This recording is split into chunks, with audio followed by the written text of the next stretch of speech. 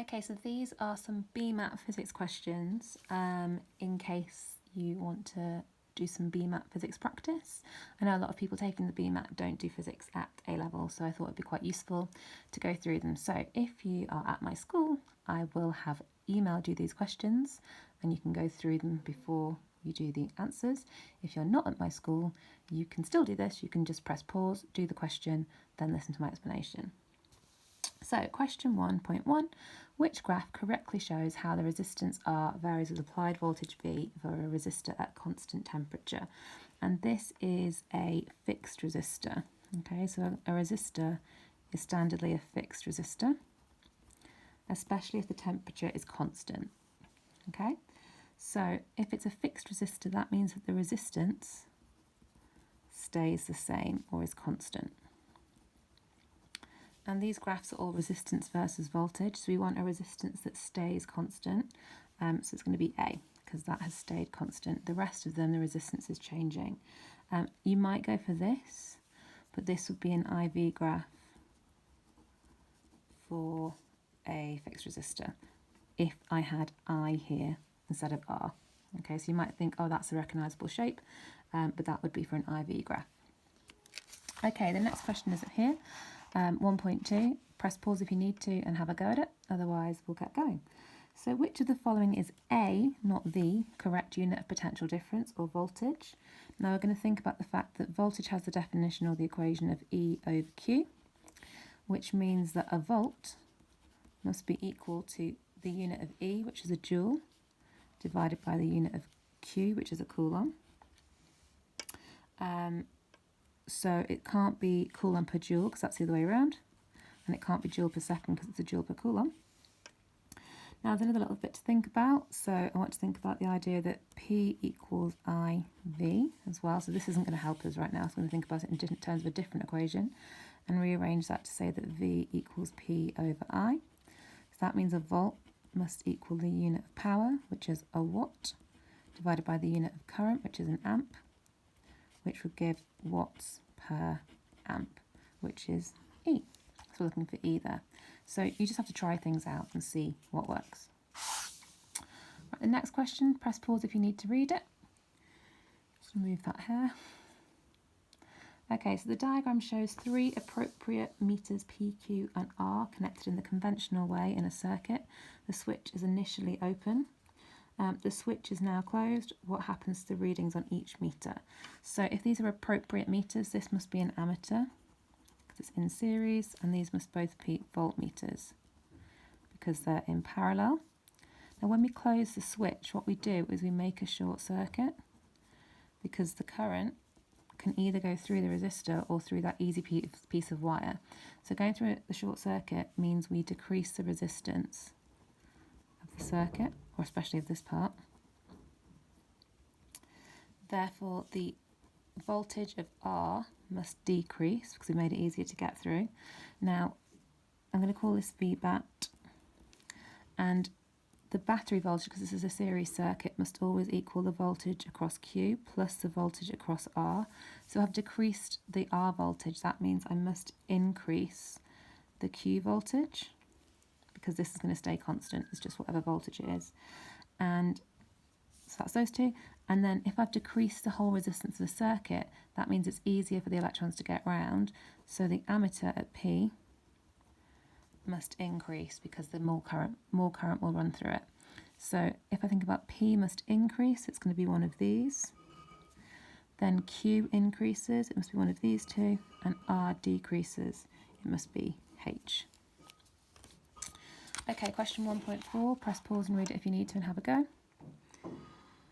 So we've got 2 resistors of R1 ohms and R2 ohms are connected in series to a battery which has an EMF of V. Which formula gives the power dissipated by resistor R1? So we're going to think about the equation P equals IV and also V equals IR. And we put those two equations together, we can get that P equals I squared over R. I've just subbed the V in there. So for resistor R1, we need P1 equals I1 divided by, sorry, that shouldn't be I1 squared, that's V1 squared. Apologies. Put that in there, you get V squared over R, because I'm going to replace the I with V. Apologies. So that's going to be V1 squared over R1. And to work this out, this is a potential divider equation. So P is going to equal V1 squared. So V1, sorry, so potential divider equation tells us that V1 equals V times R1 over R1 plus R2. This is called the potential divider equation. And basically, this is showing you the proportion of how much of the whole voltage V1 will get. It will get R1 over the total resistance fraction of the whole voltage. So if you haven't done A-level physics, this might be an equation to have a think about. So we're going to write P1 equals V1 squared. So this squared is V squared R1 squared over R1 plus R2 squared divided by or multiplied by 1 over R1. So that means I can cross out the squareds there, and I just get V squared R1 over R1 plus R2 squared, which is the same as D. So that's quite a tricky one. Also not explained that well by me, but there we are. I'm a busy woman. I haven't got time to think about this too much. Okay, press pause if you need to read the next one. Shortly after opening her parachute, a free-fall parachutist of mass 60 kilograms experiences the force shown in the diagram. Which line of the table gives the size and direction of the acceleration of the parachute at that instance? So we need to think about the resultant force. I'm going to call it F res, which stands for resultant force. And that is going, I've got hairs everywhere, I'm sorry. There we go. And that stands, that's going to be 900 newtons, which is upwards, minus 600 newtons, which is down, which gives an overall resultant force of 300 newtons upwards.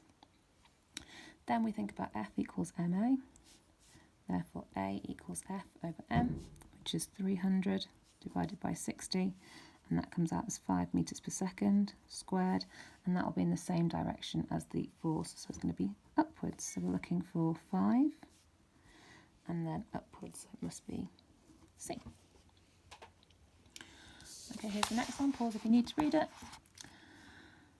A car of mass 800 kilograms moves up an incline of 1 in 20. 1 in 20 means for every 20 metres along the road, the car gains 1 metre in height at a constant speed of 20 metres per second. The frictional force opposing motion is 500 newtons. How much work has been done against the car? Done by the engine after the car has moved 50 metres. So there's two lots of work going on here. There's work done against friction, and there's work done against gravity. Now the work done against friction equals force times distance, and the force of friction we are told is 500 newtons. So that's going to be 500. And then we care about the distance it's travelled in the direction of that force. Now friction acts along the slope, it actually goes this way, but we care about this distance. And we're told that the car has moved 50 metres, so it's 500 times 50, and that comes out as 25,000 joules. But then we have to think about the work done against gravity. So that's the car moving this way. Now the car has also moved upwards. But my doorbell just went, and my doorbell is connected to the lights. So work done against gravity equals force times distance again, but this time it's the force of gravity, which is the weight of the car, which is going to be 800, times g, which they often say is 10. So that's the weight of the car, mg, and the distance it's moved. Now, it says for every 20 metres it moves 1 metre up, so if it's moved 50 metres, it's moved 2.5 metres upwards, so I care about this height. So we'll get 800 times 10 times 2.5, and that comes out as 20,000 joules. So in total, we've got 25,000 plus 20,000 equals 45,000 joules, which is 45 kilojoules. Okay, 2.3, pause and read it if you need to. Consider this graph.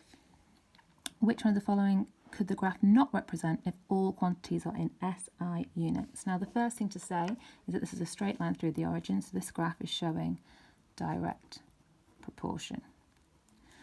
So A, the variation of the acceleration of a body of mass 5 kilograms with the resultant force acting on the body.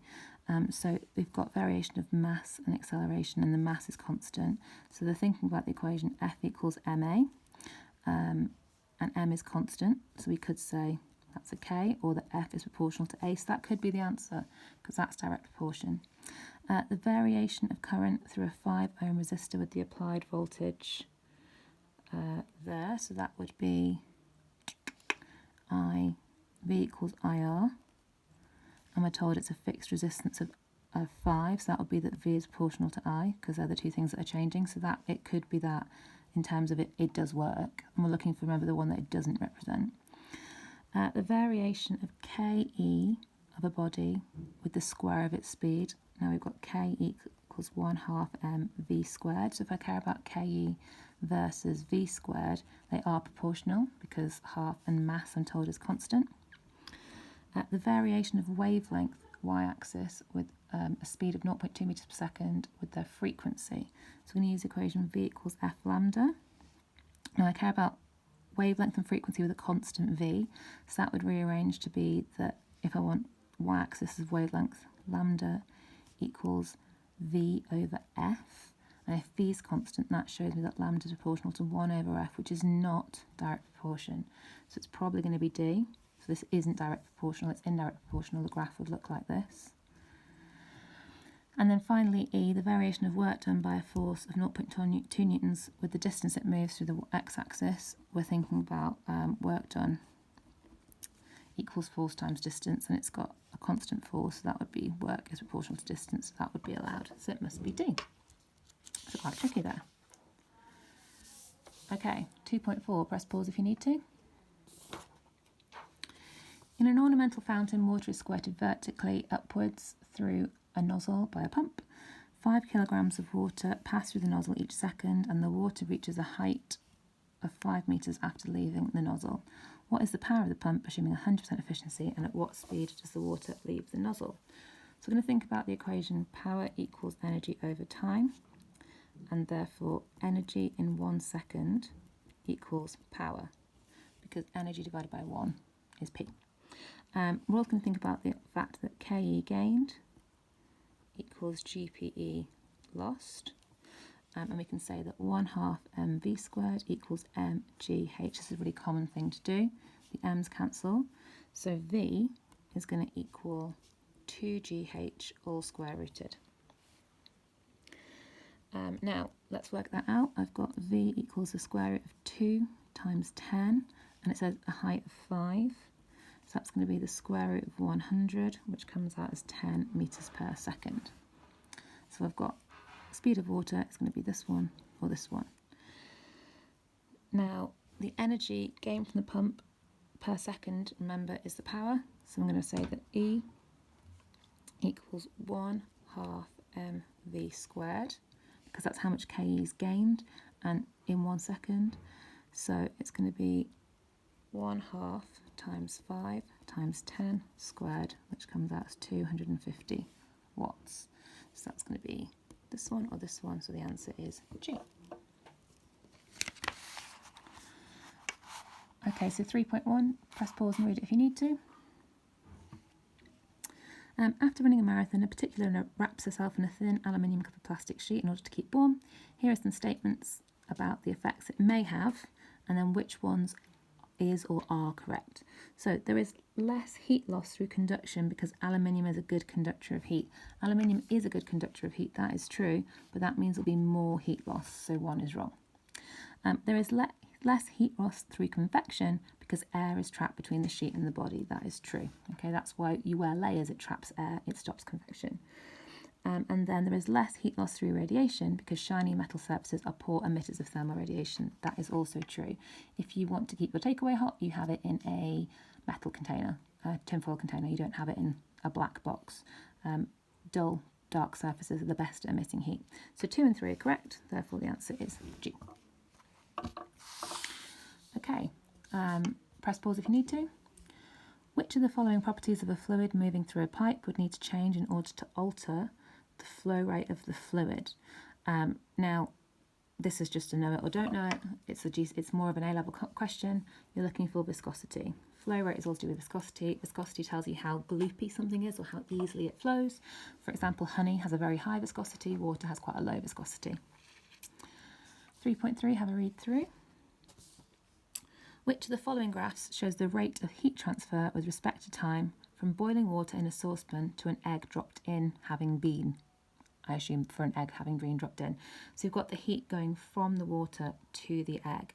Now, the rate of transfer will be the highest when the egg just goes in the water because you'll get the biggest change, biggest difference in temperature, and you get more heat transfer when you've got a hot thing and a cold thing than if you've got two warm things. So as the egg heats up and as the water cools down, as it will do, although you'll probably still be boiling the water, that rate of transfer will decrease, which means you're looking for this because it's the only one that's got the high rate to start with, which is then decreasing.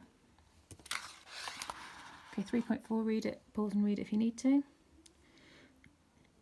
So liquid X, Y and Z have different densities and do not mix.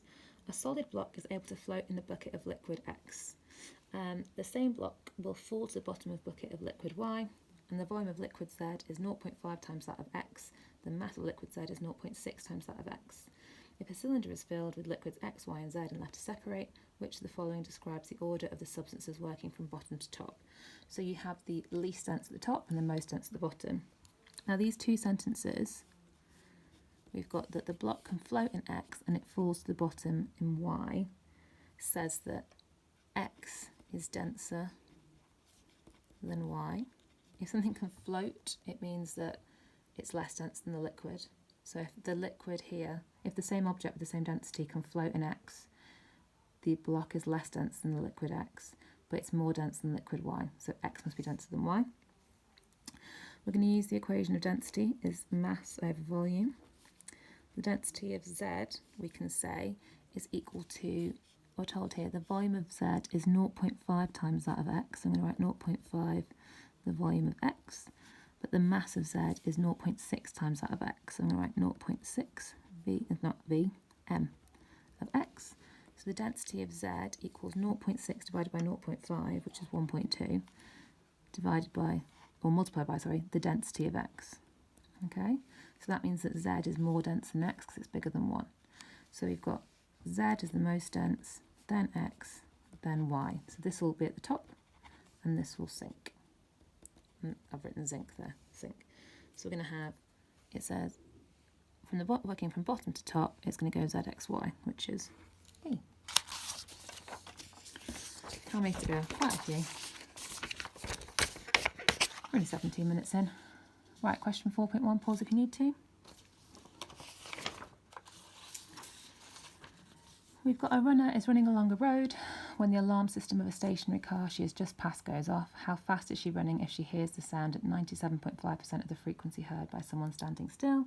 And assume that the speed of sound is 340 meters per second. So all we're going to do is 340 times by 2.5. So she's hearing at 97.5% of the frequency, which means it's 2.5% out.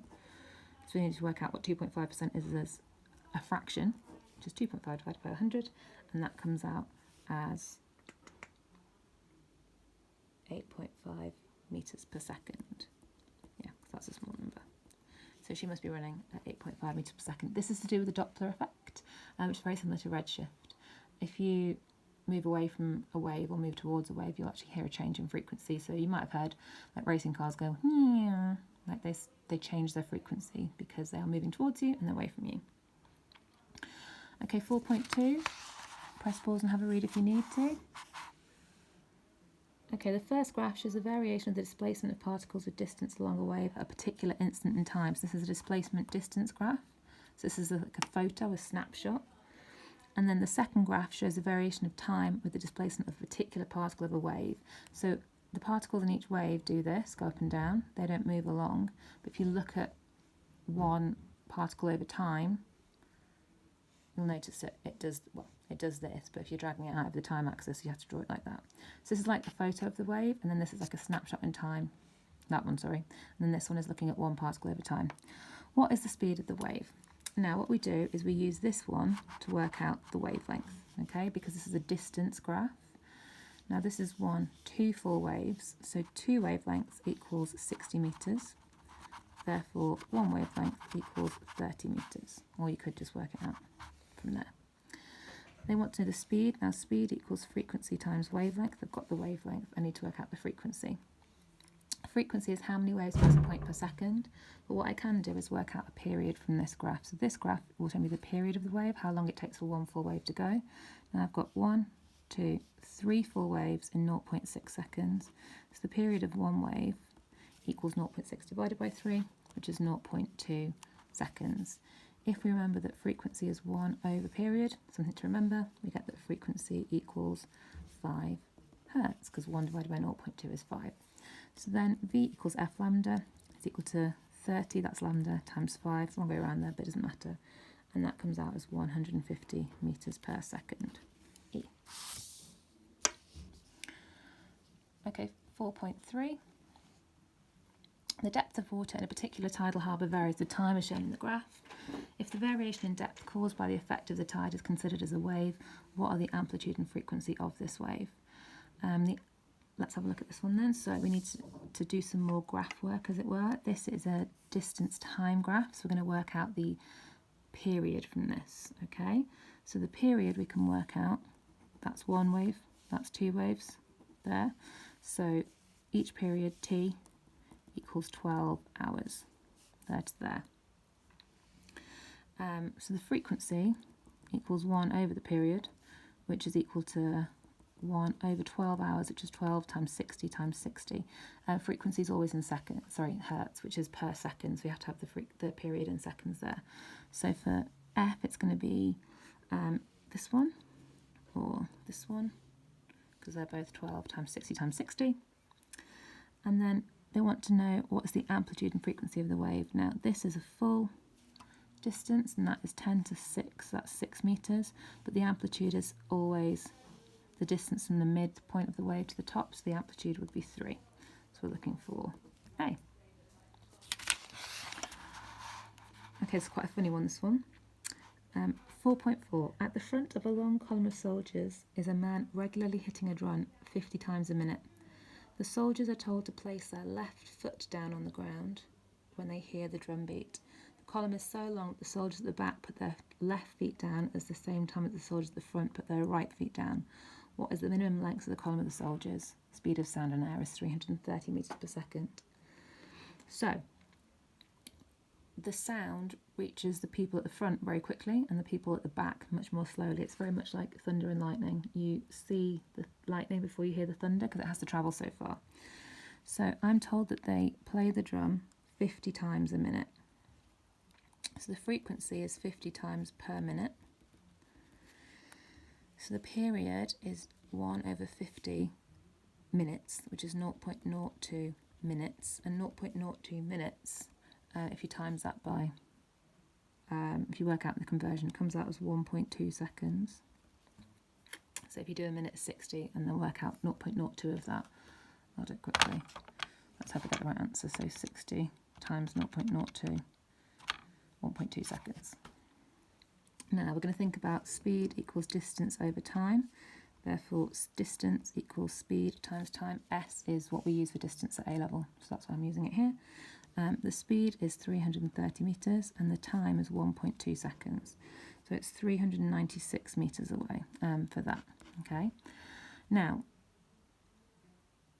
they only beat on the left foot, so the right foot is half of this, okay? So for them, if it beats every left foot, then if they were beating, if it was 396 metres away, they'd still be putting their foot down at the same point in time, they'd just be a beat behind.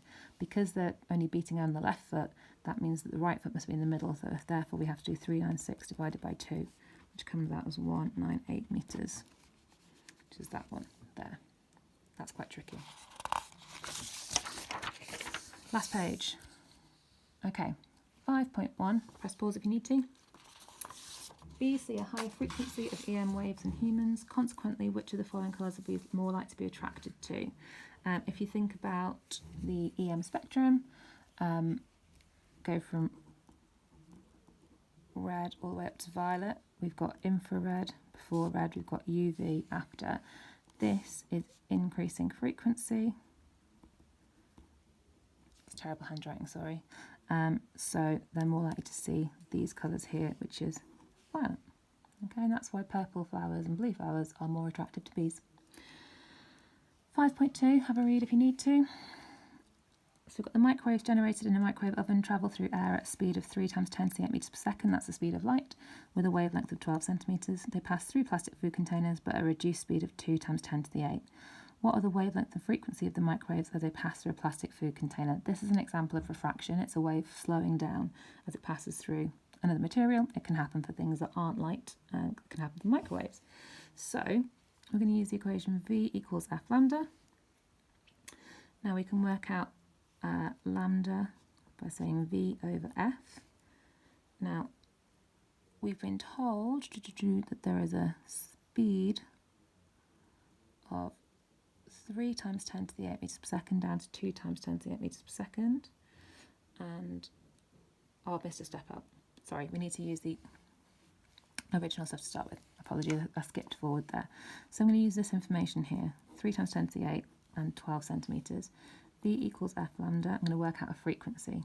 Frequency equals V over lambda, which is 3 times 10 to the 8 divided by the wavelength, which is 12, or 0.12. And that frequency comes out as 2.5 times 10 to the 9 hertz. Now, as a thing, in V equals F lambda, during refraction, frequency stays constant. It just happens. So frequency stays the same. So if I've now reduced the speed, I can work out the new wavelength. So V equals F lambda, rearranged, so lambda equals V over F. I've got the new speed, which is 2 times 10 to the 8. And I know the frequency hasn't changed. It's 2.5 times 10 to the 9. That's just something to learn. So that comes out as 0.08 metres. Therefore, that's 8 centimetres. So I've got a frequency of 2.5 times 10 to the 9. So one of those. And a wavelength of 8 centimetres. So it must be B. Can you tell I'm tired? It's been a long day. Okay, microwave, X-ray and infrared radiation can all damage living tissues, which the following statements correctly explain why this damage occurs. So 1, microwaves cause damage because they're absorbed by water molecules. That is true. They make water molecules vibrate.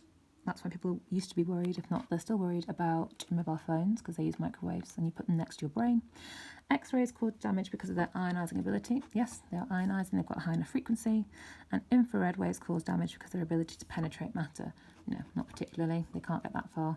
If you put your hand on something hot, the heat doesn't penetrate through to like your soul. It's just onto your skin.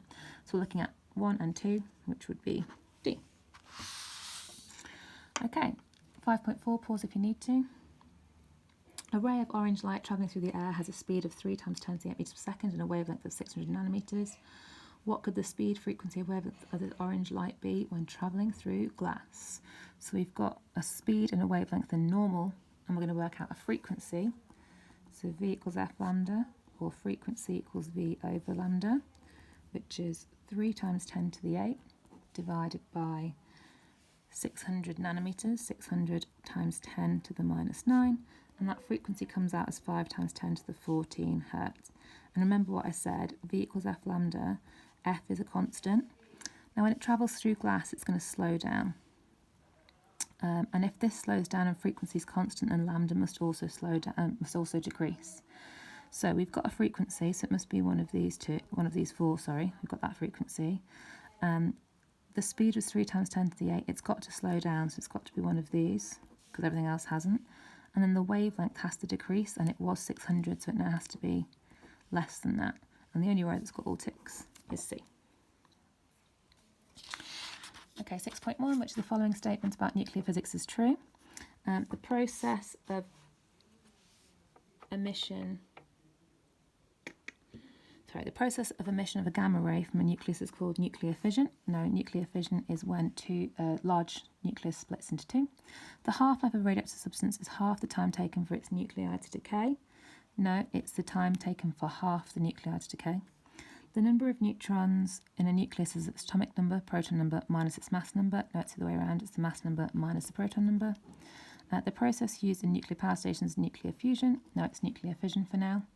When a nucleus emits a beta particle, there is no change to the number of particles it contains. That is true. It emits an electron, but it does that by a neutron turning into a proton and electron and getting rid of the electron. So this is true.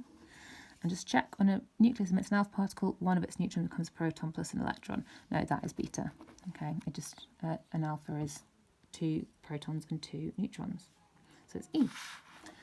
6.2, read it if you need to, press pause. 2 radioactive sources X and Y have half-lives of 4.8 and 8 hours respectively. Both decay to form only stable isotopes. The activity of source X was measured by a detector as 320 counts per minute, and simultaneously the radioactivity of a sample of the source Y was measured as 480 counts per minute. Immediately after the measurements, the 2 samples were combined. What was the count rate when the activity of the combination of X and Y was measured 24 hours later? So, we've got here 24 hours. So 24 hours is 3 half-lives for Y, because 24 times divided by 8 equals 3. And then it is 5 half-lives for X, sorry. Because 24 divided by 4.8 equals 5. So if we think about X, it's starting off with a count rate of 320, and that's going to halve 5 times. So 1, it goes down to 160. 2, it goes down to 80. 3, it goes down to 40. 4, it goes down to 20. 5, it goes down to 10. So in 24 hours, it's going to have a count rate of 10. Then Y, it only goes 3 times for half-life, and it starts with 480. We're going to halve it once to 240, twice to 120, 3 times to 60. So add those together, you get 70 counts per minute. Very nearly done. 6.3. It is known that a radioactive source emits a single type of radiation. Detectors are placed in the 2 positions shown. The graph shows how the readings change over time. Which type of radiation does the source emit, and what is its half-life? So, let's look at detector 1 and detector 2. So detector 1 has got a very high count rate. If this was alpha, then 30 centimetres would basically stop all the alpha getting to the detector. So the fact that detector 1's 30 centimetres away and we've still got a high count rate means that it's not alpha. So it must be beta or gamma. Detector 2 is a metre away, so moving it from 30 centimetres to 1 metre has quite rapidly decreased it. You can see that detector 2. So this radiation is not alpha because it's longer range than that, but it's also not gamma because gamma would not have such a big change. Gamma can travel for thousands of kilometres, so it must be beta. So we've got beta. And then what's the half-life? Well, the half-life, we're going to start at 220. Half of that is 110. And then we get just under 3. And let's do it again. 110 divided by 2 is 55, which would be about here.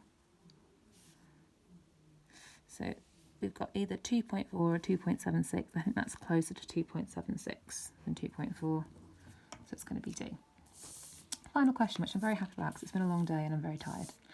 In a lab experiment, protactinium-234 undergoes radioactive decay by beta emission into uranium-234. The table below describes how the mass of uranium-234 present in the sample varies with time from the start of the experiment. Using the information in the table, approximately what is the half-life of protactinium-234? Now here, we're getting like it's staying constant, especially there. The fact that it's staying constant means that it's all decayed. So we've got from, how do I think of this? So, there we go. So 16 grams when it's all decayed, therefore this is the total. Therefore the half-life is how long does it take to get to half of that, and half of that is 8, which is 1.2 minutes. There we are. Apologies for that one, it's been a long day for that final few. But hopefully that was useful. They're quite common questions. I did not have answers, so if I've made a mistake, I'm very, very sorry. I've done them before, and I think they're right. but apologies if I'm slightly out. But hopefully that was useful.